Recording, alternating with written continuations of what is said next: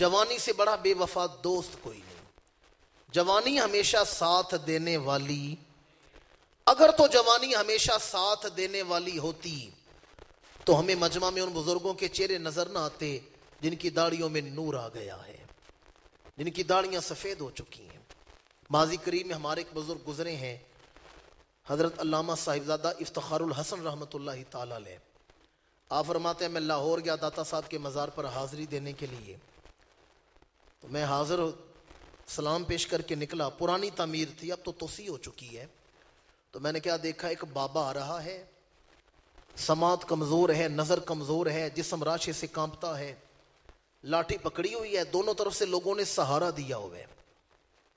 جب وہ بابا میرے قریب آیا، میں نے غور سے اس کا چہرہ دیکھا تو میں حیران ہو گیا کہ یہ تو اپنے دور کا بڑا مشہور پہلوان تھا، خدا بخش. بڑا مشہور ایک پہلوان گزرا ہے، جیسے گاما پہلوان بڑا مشہور گزرا لاہور میں، خدا بخش بڑا مشہور پہلوان گزرے. آپ فرماتے میں نے اس کا چہرہ دیکھا، میں حیران ہو گیا، یہ تو خدا بخش ہے.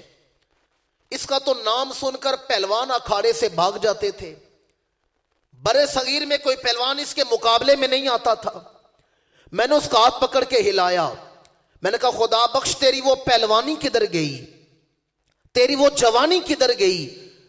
تیرا تو نام سن کے پہلوان بھاگ جاتے تھے اور اب تو سہارے سے چل رہا ہے.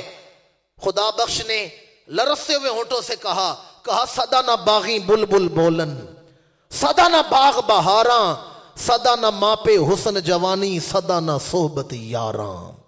دل کے دریا کو کسی روز اتر جانا ہے، اتنا بے سمت نہ چل لوٹ کے گھر جانا ہے. وہ تیرے حسن کا جادو ہو یا میرا غم دل، ہر مسافر نے اسی گھاٹ اتر جانا ہے. اور میں کھلا ہوں تو اسی خاک میں ملنا ہے مجھ کو، وہ جو خوشبو ہے اسے اگلے نگر جانا ہے.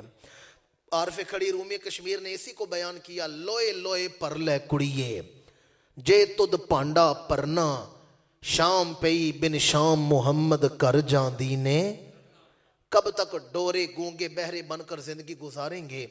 ان محافل کا یہی پیغام ہے، آئیں توبہ کریں اپنے مسکن کی طرف.